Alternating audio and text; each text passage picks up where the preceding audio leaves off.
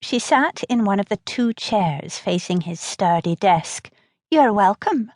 Bear hasn't killed any of them then, has he?" Or perhaps she should be asking about Lachlan's behaviour. He'd certainly been rude and unfriendly yesterday. It was very unlike the image of him she'd carried about for most of her life. A brief smile touched Ranulph's face as he moved to the window. "Nay, everyone's still alive. I ordered Munro to behave himself, though I am somewhat inclined to send him away to Edinburgh just to be certain." "You can't force him to miss your wedding," she protested. "I only invited the ladies to make a balanced party so it wouldn't look like—" She trailed off, blushing. "So it wouldnae look like ye were bringing suitors to Glengask to see who best fit the family?" he finished, lifting an eyebrow. "Ye think I didnae see that the second ye arrived?" "Ye spoke with Lachlan, aye?" he interrupted before she could conjure an alternate story. "He told ye that. Well, Lachlan told me that he would never offer for me," she finished, touched by his obvious reluctance to cause her pain. "You needn't worry about sparing my feelings, Ran. I truly have none to injure where Lachlan is concerned. I was young and silly, and he was present, I suppose. And handsome and tall and lean, of course, but he was far from the only man who could fit that description. She knew that now. Ranulph blew out his breath and finally took the chair on the far side of the desk. "I'm relieved to hear it. I would have welcomed a match between ye, but only if ye both wanted it."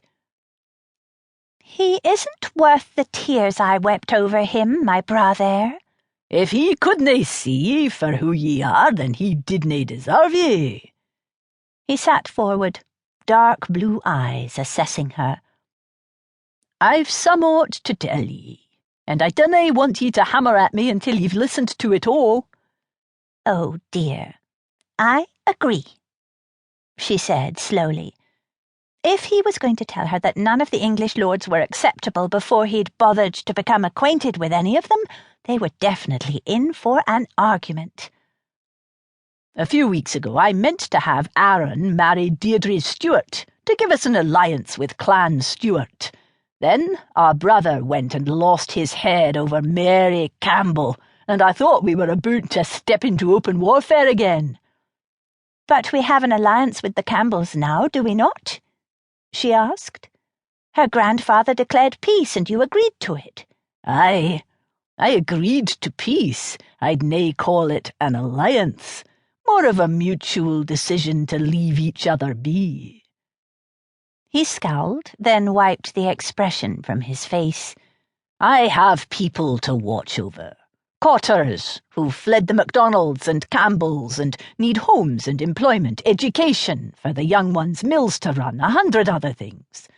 What it comes down to is, I've 3 lads in mind for ye, Lord Robert Cranach, and James McMaster of Clan Buchanan, and Neil Wyatt, Viscount of Cairnsgrove, from Clan Watson."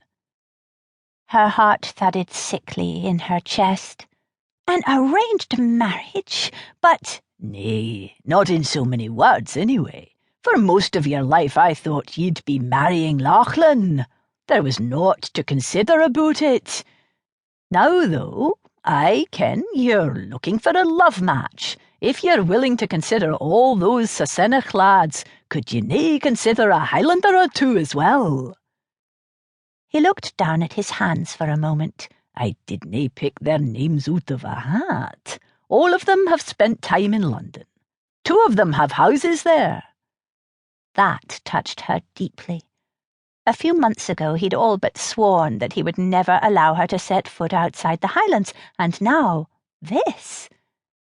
"I'm listening," she said aloud. "I'd nae force any of them on ye, Pewthar. But Clan Buchanan is missing."